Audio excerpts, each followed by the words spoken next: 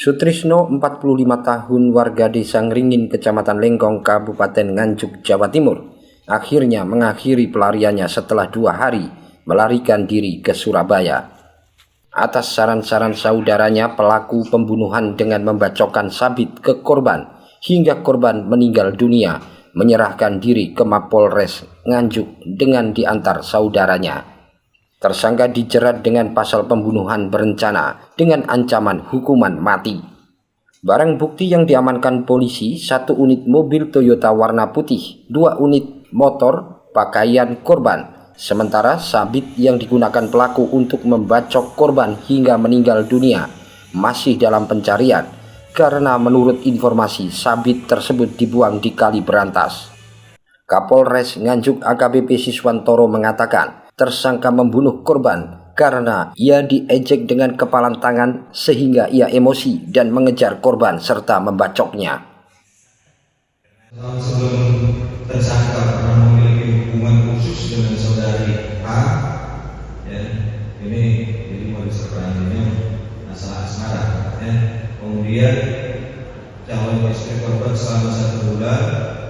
Kemudian korban sekira seminggu sebelum kejadian saat berpapasan dengan tersangka, korban meneriaki atau mengejek tersangka sambil mengangkat lengan tangan dengan jemari mengepal hingga membuat tersangka marah dan sakit hati, kemudian berencanakan untuk melakukan pembunuhan dengan cara membacok atau mengayunkan senjata tajam menggunakan 1 buah parang.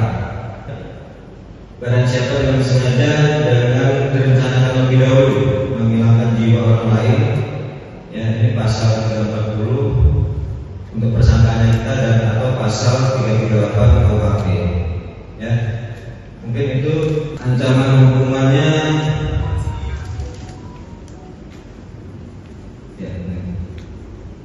Kalau untuk pasal 340 ancaman hukuman mati atau penjara seumur hidup atau penjara selama-lamanya 20 tahun. Kemudian untuk dan atau pasal 338 KUHP ancaman hukuman selama-lamanya 15 tahun. Pelaku ditangkap di mana? Ya, Pelaku ditangkap di mana? Diserahkan dari keluarga korban ke Polres Nganjuk. Untuk mempertanggungjawabkan perbuatannya, tersangka ditahan di Mapolres Nganjuk guna proses hukum lebih lanjut.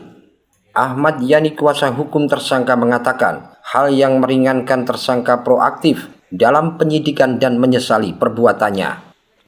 Saya juga mengapresiasi dari kinerja dari Bapak Kapolres sehingga bisa mengungkap kasus ini dengan tidak bermakna yang lama.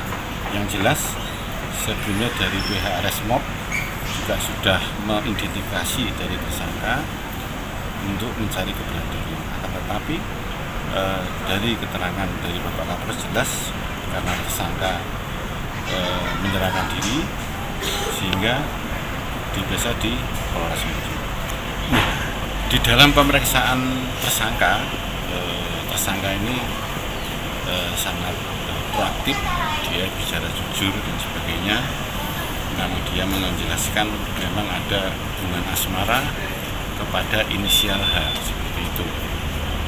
Ya, ada yang meringankan dari tersangka sendiri, kenapa?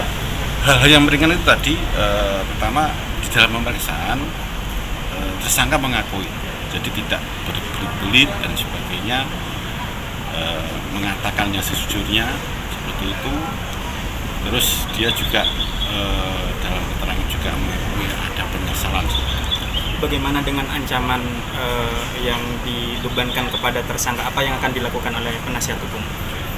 Kami sebagai penasihat tujuan dari Polres, sesuai yang tadi diarahkan oleh Bapak Kapolres, memang untuk sikap sebagai penasihat hukum akan juga memiliki hak seorang tersangka dan juga terdakwa seperti itu di dalam persidangan.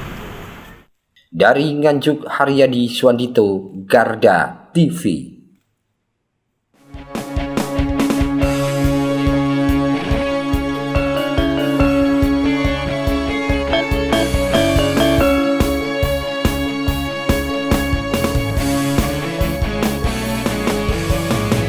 Garda Revolusi Bulu Kidul.